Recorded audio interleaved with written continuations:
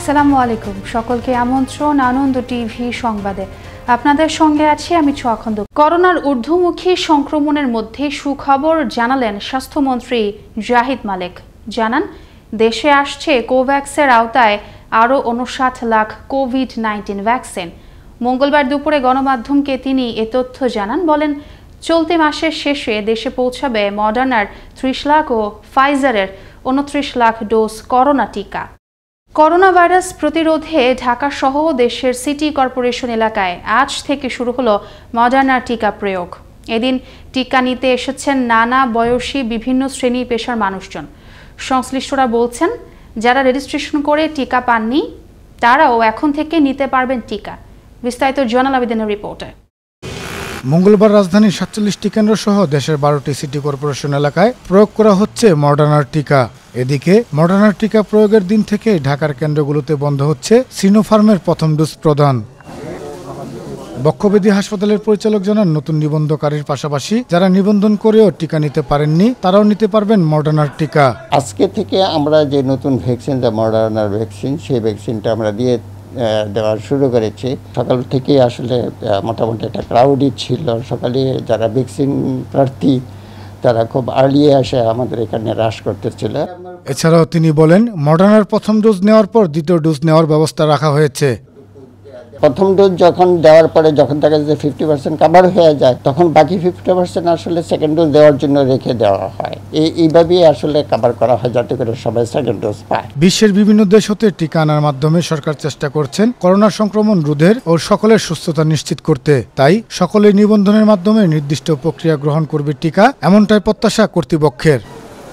জয়নাল আবেদিন, আনন্দ TV, Dhaka. আবারও দেশের খবর। রাজধানীর উত্তরায় কেয়ারটেকার সুবল হত্যা মামলার রহস্য উদ্ঘাটন ও সরাসরি জড়িত ২ আসামিকে গ্রেফতার করতে সক্ষম হয়েছে পুলিশ।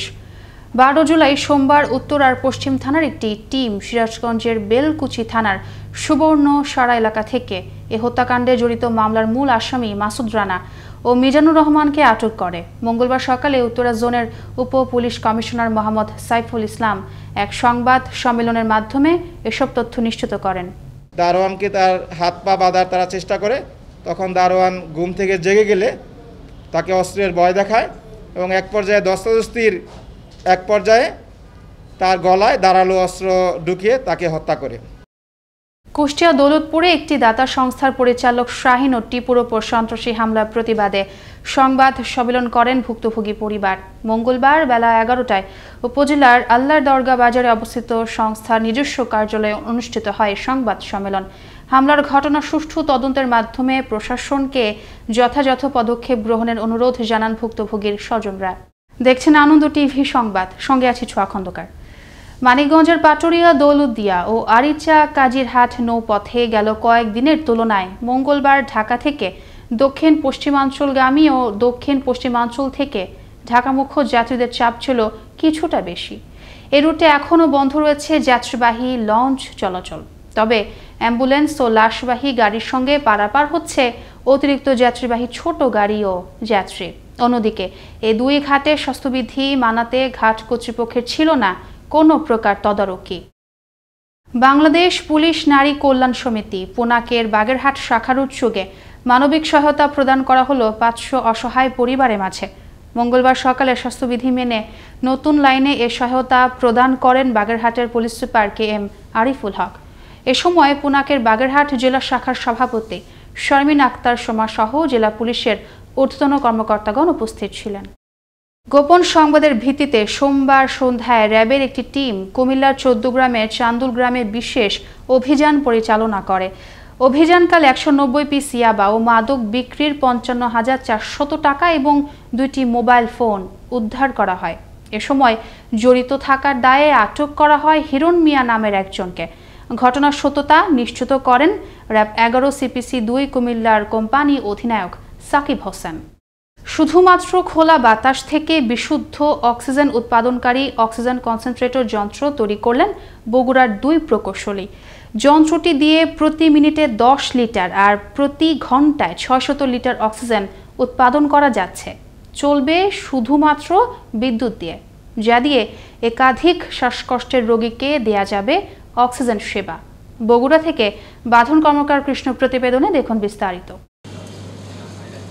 বৈশ্বিক মহামারী করোনা ভাইরাসের এই দুর্যোগকালে শ্বাসকষ্ট রোগীদের ক্ষেত্রে সবচেয়ে বেশি প্রয়োজন হয়ে পড়েছে অক্সিজেনের। সেই চাহিদার কথা বিবেচনা করে শুধুমাত্র আমাদের চারপাশের প্রাকৃতিক বাতাস থেকে অন্য সব উপাদান সরিয়ে অক্সিজেন উৎপন্ন করবে এমন একটি বিস্ময়কর যন্ত্র অক্সিজেন কনসেন্ট্রেটর তৈরি করেছেন বগুড়ার 2 প্রকৌশলী। যন্ত্রটি 95 থেকে 98% বিশুদ্ধ অক্সিজেন উৎপাদনে সক্ষম। মনিটরিং সিস্টেমের সাহায্যে বাতাস থেকে নাইট্রোজেন এবং অক্সিজেন আলাদা করে শুধুমাত্র অক্সিজেন সংগ্রহ করবে যন্ত্রটি।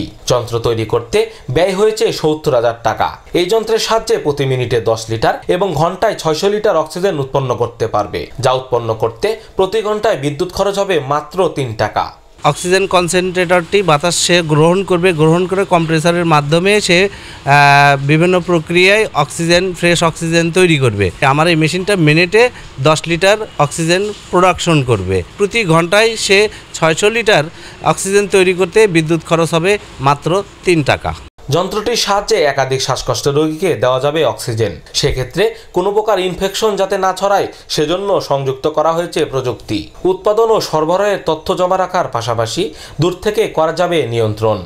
যে কোনো মানুষ নেওয়ার পরে এটা যখন প্রবলেম হলে আবার আমরা সারায় নিয়ে আমাদের মেনটেন্যান্সটা আমরা করতে পারি। তো এই আইওটি বেসড সফটওয়্যার ইনক্লুড করার কারণে আমরা এটা রিমোট থেকে মনিটরিং করতে পারি এবং আমরা এই জিনিসটাকে ডাটা লক করে আমরা সেন্ট্রালি ডাটা স্টোর করতে পারি মেশিনের কন্ডিশনগুলি। গ্রামের যদি একটা লোকাল কমিউনিটি ক্লিনিকেও থাকে তাইলেও যেন আমরা 5-7 জন রোগীকে সার্ভ করতে পারি।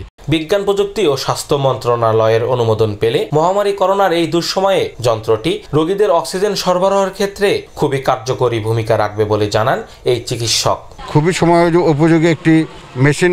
যদি বিজ্ঞান এবং প্রযুক্তি আমাদের মন্ত্রণালয় এটাকে স্বীকৃতি দেয় তাহলে আমরা খুব কম খরচে খুব সাশ্রয়ীভাবে আমাদের অক্সিজেনের অভাবে যারা ভুগছেন তাদেরকে আমরা প্রাথমিক যে সাপোর্টটা সেই সাপোর্টটি আমরা দিতে পারবো।